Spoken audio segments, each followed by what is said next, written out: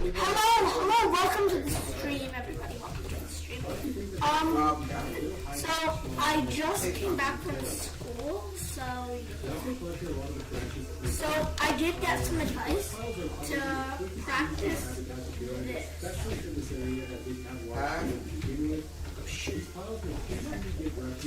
Practice stats. And I just next month. Any brush piles are a little unsightly, but one thing I've done in the past for too long is to plant vines at the base. Every 10 months, it'll turn a big brush pile into a really mound. If I plant something like grapes, it can also provide some fruit. But I'm thinking of okay, so we're in practice. Here's the thing, we're not gonna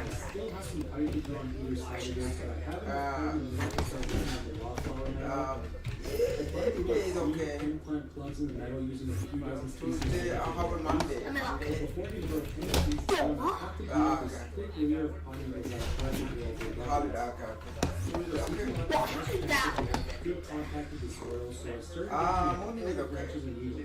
No, I want to practice. Yes, 10.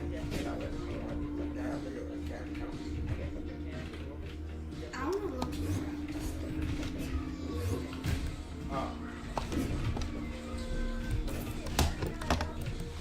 May 26. Go to waste, keeping them in pounds as much for some of the trees and shrubs that I'll be planting.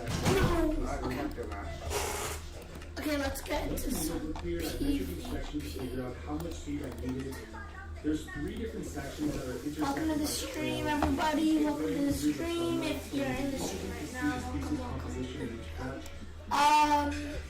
Okay, so for those who don't know or need to content, I'm trying to become a SPEAR MACE MASTer. So we're going to be playing some SPEAR MACE. The terrain is mostly flat, but there are little mountains that are drier and small depressions that hold more moisture. So by using many different species and casting a wide net and increasing the odds that something will take. I think it's the seed also the sand so it can spread more evenly while using the seed spreader.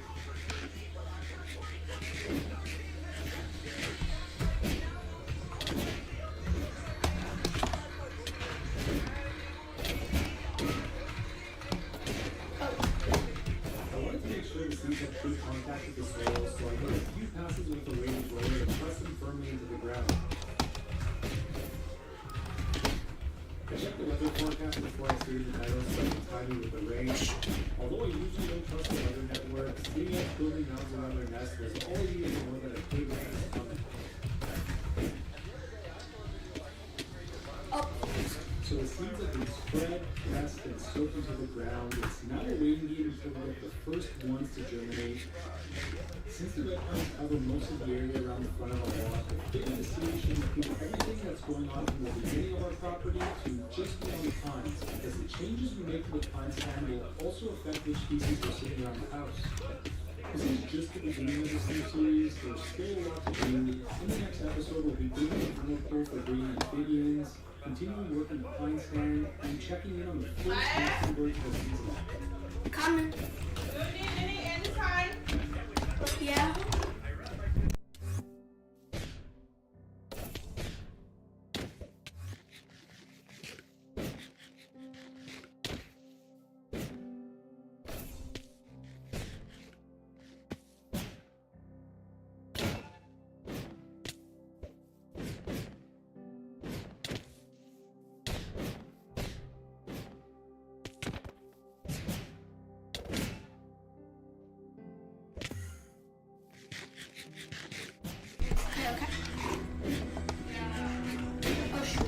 Let's start with what showed up on the top. Last time we had a single bear, a red fox, and a moose. Those were the only 3 prints we had in over a month, which was a little bit lower than I expected. But some of our recent observations have definitely made up for it. I'll start with a few of the more common sightings and work our way to the rare ones. At the moment, there's a 3-way tie between the most common animals. The first is the red fox. We had many more sightings recently, especially since I involuntarily put this camera right on one of the trees with the scent marking, which they come to check out every time we pass through. I also finally saw my first one a few days ago. This one was just hiding in the sun. It was which felt like summer after a cold winter.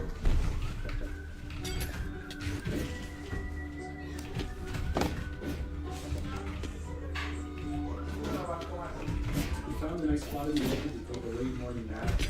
Not a bad sight considering I was putting everything in my living room. Apparently the red foxes had a successful litter under our neighbor's porch a few years ago, so I'll have to see if I can find it again this spring. The second most common species I had was the snowshoe hare. We got much better footage this time around. You can actually see the large hind feet that allows them to easily travel on the snow. I definitely want to manage the property to have more snowshoe hare habitat, not only to benefit the hares, but also to benefit their predators. So many species out here rely on hare populations, and one of those species we actually got on the trail camera, which I'll share a little bit later when we get to the rare sightings.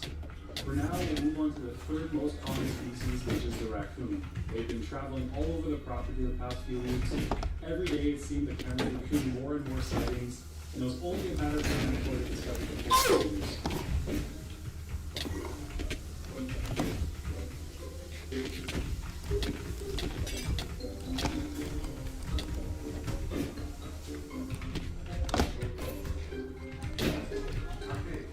I'll likely be taking down these forest feeders once spring rolls around. For the next few years, the goal is to plant as many native wildflowers, shrubs, and trees to give the wildlife all the food they need.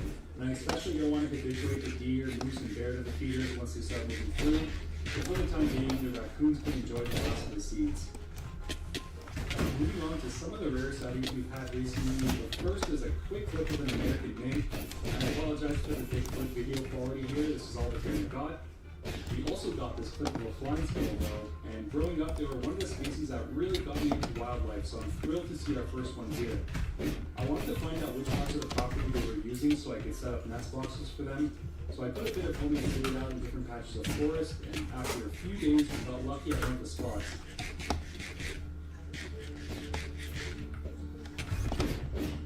This flying squirrel's visited 5 nights so far, so I'll likely set up a nest box nearby. But this area also gave us our most interesting sighting, and that's this beautiful fisher. Fishers are fascinating predators in these northern forests. Not only do they feed on squirrels and hares, but they're also the most successful species at hunting porcupines. Look at that, it's kind of gruesome. But before moving here, I was hoping we'd have them on the property. Oh man. To actually see one moving through our forest is pretty surreal. We even got a video of another fisher checking out the forest feeders, so I'm hoping this means we'll have some decent fisher activity year round. I remember reading a study on female fishers using den boxes. I'm a little late now, but I'll build some in the fall with a trail camera so we can monitor them. You may have noticed we had a decent amount of sightings around the forest feeders. In the last video, I set these up along with some of the feeders by the house to try to attract pine grosbeaks and evening grosbeaks. We've had success with the pines, but came up short on the evenings. There's only a couple dozen possible bird species around the lake. I need to lock Every new one you can add makes a big difference. This time I thought I'd try for a bird that will soon be leaving for the breeding ground in the high Arctic, the snow bunting. I've never tried attacking snow bunting, haven't seen any at this new property, but in previous years I usually find them foraging on the side of the road around fields. These birds will often visit freshly cleared roads since the plows will sometimes pick up seeds that were buried under the snow, so I figured my best chance would be to set up as close to the road as possible and try to simulate that. The easiest thing to do was to use the driveway since we keep it clear anyways, and once it was cleared I just put down some corn and small rocks. If there are still some around, the yellow and the black really stand out against the snow, I'm hoping it'll be enough to catch their attention. I also packed down a patch of snow on the side of the house and in the front. That way, no matter where I am in the house, I can keep an eye out for snow bunting. Oh my god. Last time it took us over a month to get our most common species, the black-capped chickadee, to find the new forest feeding station. So by that estimate, we should get snow buntings here in the next 4 to 6 years. I'll keep you posted. In the meantime, I'm working on mapping out the location of every snag on the property. A snag is simply a dead standing tree or a dead standing limb on a living tree, and they're one of the most important habitat features you can have on your property. Dead trees fill with insects and fungi and mosses and lichens and provide an abundance of food for many wildlife. They're also critical for catching nesting species to raise their young. In cities, snags are often considered safety hazards and quickly removed. But out here, they can spend decades and house many generations of cavity nesters. I spent a few days finding all the suitable snags, which is any dead standing tree with a circumference of around 20 inches or more. This is the smallest size that our tiniest woodpecker, the downy woodpecker, will use to excavate a cavity. For our area, somewhere around 5 suitable snags per acre of forest is the minimum to really benefit the wildlife. And after counting all of ours, Yes. Chat. Did you see that? I know, a little low. Yo, wait, did y'all see that? Wait, did you see that? And that's by setting up nest boxes. Wait, that was fire. This will instantly give some birds and small animals new nesting sites around the That property. was fire. Now, nest boxes alone don't quite provide the same value that dead tree does, but it's a starting point. Over the few days that I was building nest boxes, I noticed my snow bunting corn piles weren't really being used, besides seeing a few tracks from the season now and again. After 5 days, I had pretty much the exact same situation like last time when the pine grosbeak showed up. I was sitting at my desk when there were these white blurs dropping from the sky outside of my window. I looked down and just like that, we had snow buntings. They're not overly common back where I work, so I wasn't sure what to expect, but they ended up finding these corn piles a little bit. Every day the group would get a little bigger. We started with a dozen, and eventually we peaked around 50, which is not bad for such a simple setup. Initially, I had the permanent pile to make it more visible from the sky, but now that they found a food source, I've been spreading it out a little bit just to give them more space to forage. Winter flocks of snow buntings are known to bicker amongst themselves, so the extra space definitely helps. We've also been getting a group of around 20 pine siskins. Pine siskins have a ton of energy, and they really like nothing feeders. At first glance, they might seem a little drab, but that's until you get a bunch of really well-regulated feathers.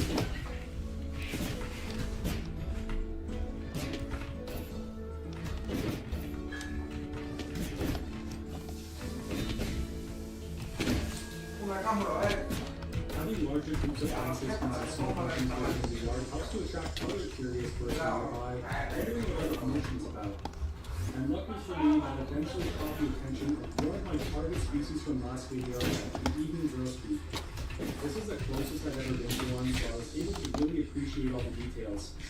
The males have a large ivory-colored beak, bright yellow to a blue-black grading over the body, little eye stripe, and white patch on the wings make this one of the most striking birds on the property.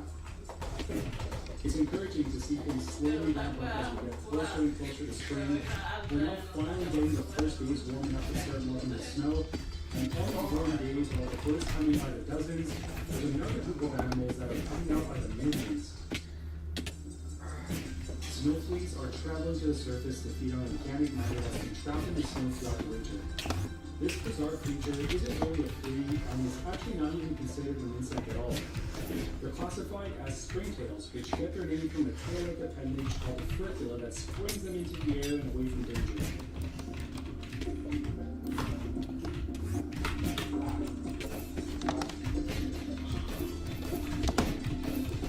What's interesting is how an animal smaller than a flake black pepper can stay active while moving through the cold snow. So these snow fleas have a secret weapon coursing through their bodies in the form of an anti-freezing protein which prevents the water in your system from freezing. An ingenious way to not only survive in the cold, but to thrive in it. Snow fleas play a critical role in breaking down organic detritus and returning those nutrients back into the soil. But having this incredible anti-freezing adaptation allows them to get a head start on other species with similar roles. While the snow fleas were outside hard at work, I was inside finishing up the first batch of nest boxes. When these bottom boxes go so far, I've got around 50 for the first year, so I'm halfway done. Doesn't that look like a nice full photo? Right before they're about to graduate. Awesome. Back here, the biggest one I've built so far for great crested flycatchers, 2-inch hole. Next size up, 1.5-inch hole for tree squirrels and beavers. And then you look up here, I don't know where you can see it. They're all the exact same size boxes. We have 1-inch holes for house wrens, 1.5-inch for both chickadees, so broiler and nuthatch chickadee, and then 1.25 for red-breasted nuthatch, and possibly flying squirrel. Flying squirrel will also use the Eastern bluebird and tree squirrel boxes. I'm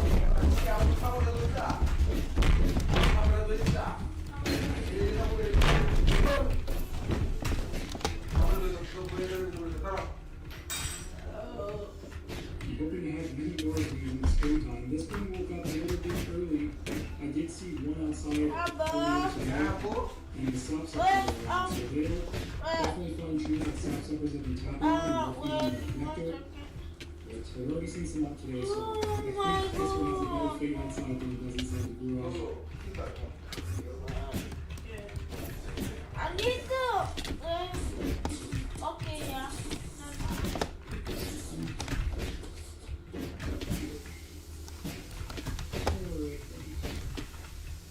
Don't feel too bad for it. It might look a little cold, but it's actually around plus 20 today, so it'll be Yeah, never mind.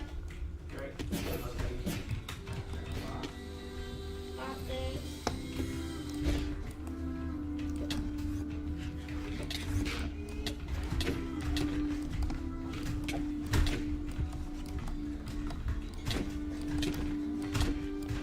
I've also been building these nesting platforms for robins and phoebes.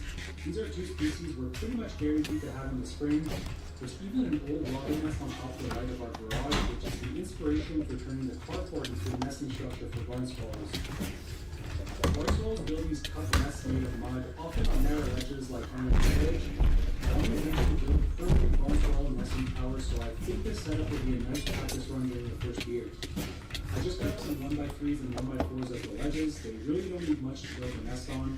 The ledges are about 2.5 and 4 meters high and well protected from the elements. It's also right across from the garage, so there's plenty of wet mud and clay for them in the spring, and the pairs will sometimes bring over 1,000 mouthfuls to shake the nest. Now it's just a waiting game for the snow to melt and the birds to start migrating through. I'll be chipping away at the last of my winter tasks and getting ready for one of the best times of the year. You like it?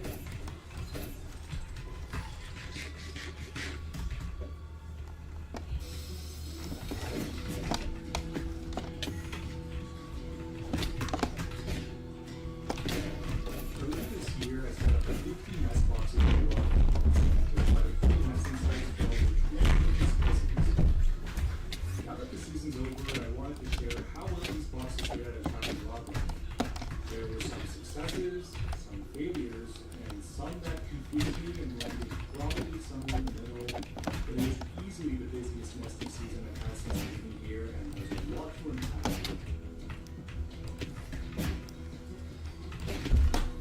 In the original video, I went full detail about the houses, but I'll quickly go over each one. For birds, I set up boxes for bluebirds, tree swallows, chickadees, nuthatches, kestrels, flickers, and barn owls. I put ledges for robins, phoebes, and barn swallows, artificial cup nests for cliff swallows, and a large tower for chimney swifts. In the insects, I had nesting chambers for mason bees and bee cutter bees, as well as houses for bumblebees.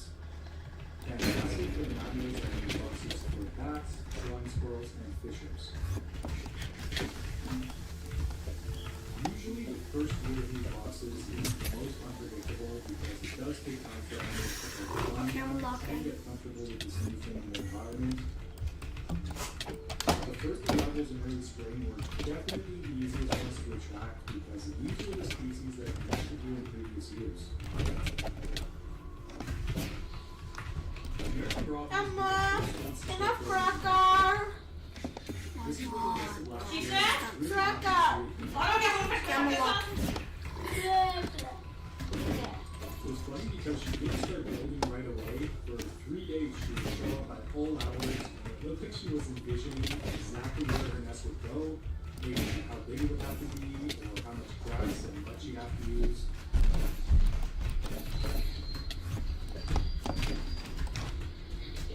A good design needs a good plan, and it's how she was able to go from this to this in just 5 days.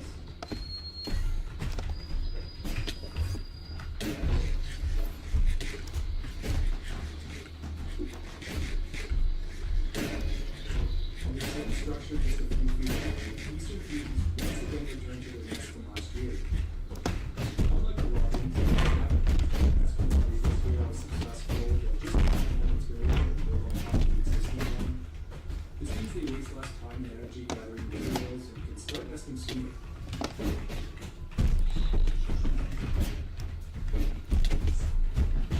These phoebes got the hopes up a little bit because the camera that's inside the Swift tower right beside the garage sent me a bunch of videos one morning, and I thought that the Swifts may have found a new tower, but as the Phoebe's going in and out.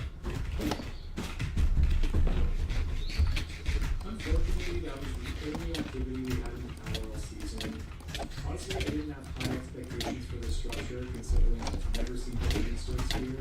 But next year, I'll set up a speed interface. Yes! Oh my god! I'm telling you, I'm goaded! Both the Phoebes and the Robins nesting spots. Interesting how both families have completely different seasons. Okay guys, let's plan a some I've been doing this for almost 10 years, and one thing I've learned is that I was waiting for yourself again.